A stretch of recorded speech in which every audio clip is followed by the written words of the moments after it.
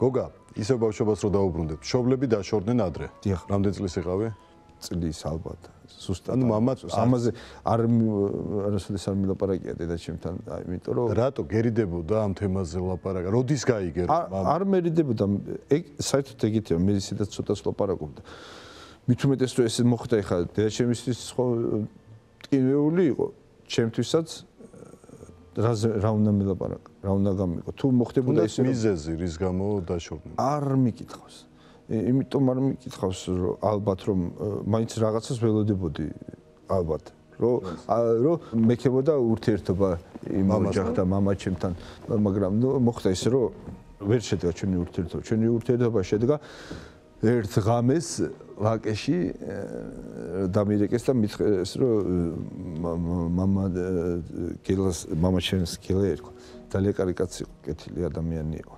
მამაშენს უნდა ვნახო და თუ ინახულებო რა მაინც მკითხეს ღამე იყო ზურა პირველი იყო ჩვენი ასისტენტი მაშინ თეატრალურში იმასთან ვიყავით ვაკეში სახლში და მოდიოდი და გზაში დამირეკეს და მეთქი რა თქმა უნდა თქო და იმ წუთასვე გადაუხვიეთ მე და მაიკო ბუნდოვნად მახსოვდა ფოტოც არ მქონია სახლში არ მახსოვდა ესე იქ გავისანით იქ შეხ მოხდა ჩვენი შეხვედრა და ანუ წლები ბავშვობის შემდეგ მამა არ ყავდა არ მქონია ურთიერთობა.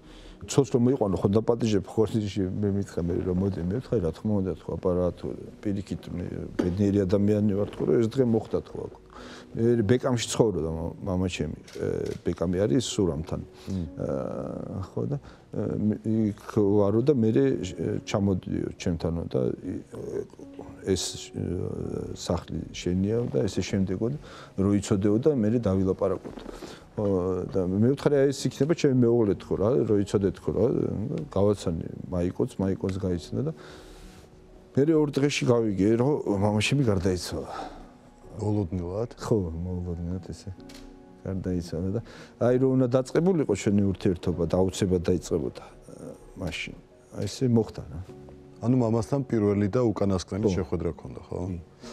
არ ელაპარაკე თუნდაც იმაზე ამდენი წლის მანძილზე სად იყო, რატო არ გნახულობდა თუ არ იყო ამისადმი მაიაც ალბათ ხო არ იყო, იმდენად ბედნიერები ვიყავით მეც და მამაჩემიც რომ ამისთვის არ იყო იქ რომ მე მეკითხა ამდენი ხანი რატო